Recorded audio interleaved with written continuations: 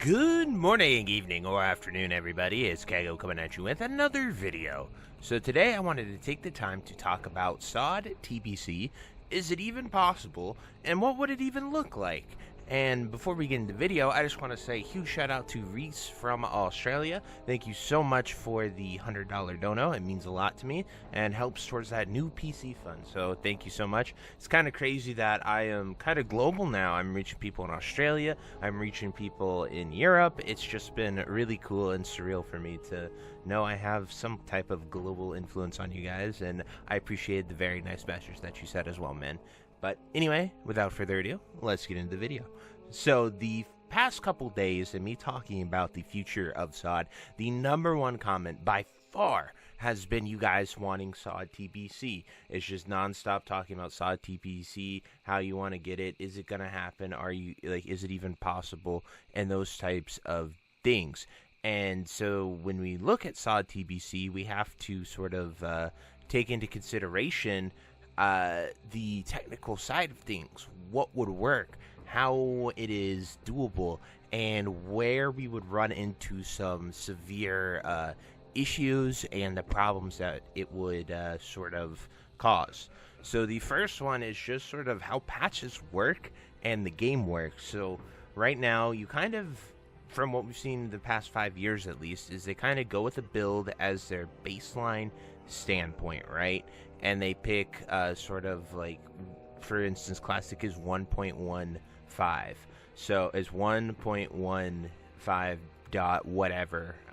And that dot whatever is just them doing small hot fixes, tweaks, and things to make it compatible in the modern era. So like when you get those small changes, like they maybe add BattleNet integration, or like the load screens are added, the changes to like the character selection with being able to swap between games. Those are the game changing in that way.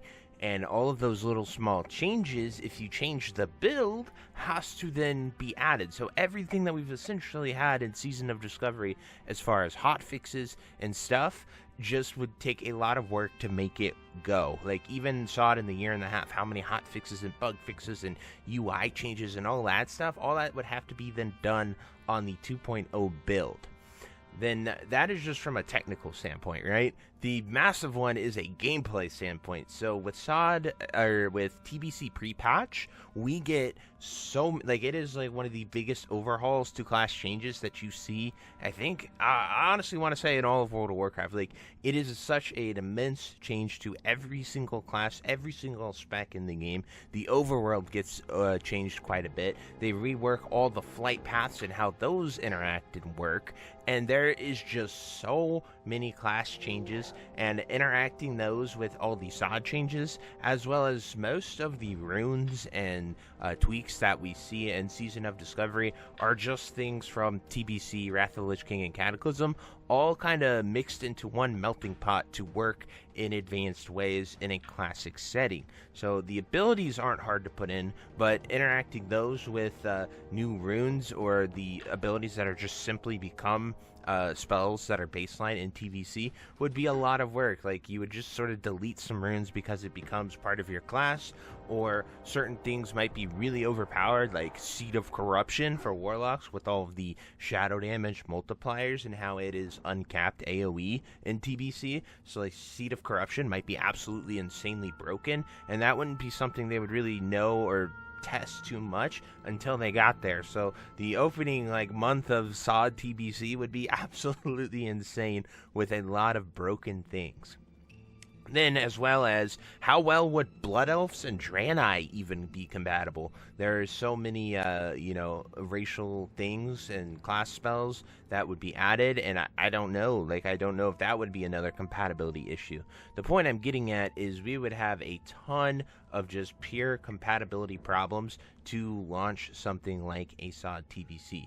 I'm not saying it is impossible. I'm just saying it would be an immense amount of work to make it happen, and in doing so we would see a lot of issues, bugs, and potential problems throughout the creation of something like that. I personally would love to see it, because it would mean SoD is continuing and we would see a lot more stuff with it.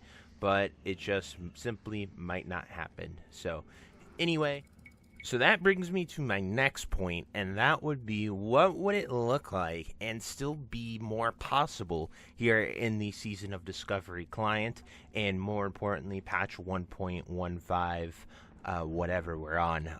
And so to me, I personally think it'd be quite fun to stay at 60 and go into TBC in some sort of manner or way. I think it'd be really enjoyable. There would be so much that they could really add, do, and cause for us to have a lot of content added here. Like, they, as we saw with the Scarlet Enclave, they very well could port something over and make it work. So Scarlet Enclave is not in the classic game in any way, shape, or form, and they could very easily, or at least I don't know how easily they could do it, but they could port things over like Hellfire Peninsula. They could port over Karazhan Raid. Like, Karazhan is already there and working exactly how you would imagine it works, and Caverns of Time is also there, and they could very easily make Karazhan and Caverns of Time into what they are in the TBC version, and just have the portals take us to raids. As we've seen with so many other things, they're very, very capable of being able to do those things, and I think it is, an avenue. If they wanted to make SoD continue, it wouldn't be that terrible or good. Now, what they could also do is, similar to what they did with phases, is stagger release TBC content in a way, because every TBC zone has multiple dungeons, has multiple instances, has multiple sort of raids, not raids, but at least multiple dungeons and things that they could take and add and implement. And I think that would be really cool to just, oh, this month we're getting Hellfire Peninsula, and it's just sort of ported over, and that's all you get. You could add, like you could literally do all of what is normally tier 4, people are calling SC tier 4, but it's tier 3.5, just for confusion's sake, even though it is a full tier set. But the full tier 4 from TBC, you could port all that in by just having Hellfire Peninsula. Hellfire Peninsula is definitely the most complete zone, and you go in there with that in mind, and it is really, really cool to see that. And I think it could work. Like, I really do think something like that would be really fun, really enjoyable to go out there and do.